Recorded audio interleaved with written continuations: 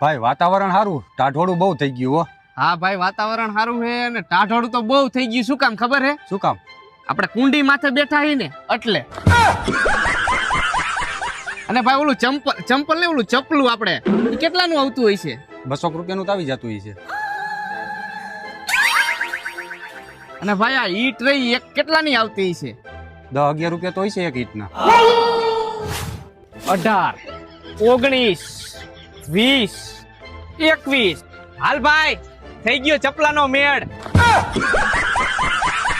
હાલ ભાઈ ઉપર જલ્દી પાર્ટી કરવાનો મેળ થઈ ગયો. કેટલી નાખી? 21 તો 2 નાખી છે. કા બેટિંગ ના 2 પડીકા નાખવા જો હે ને. હા એલા टेक्नोलॉजी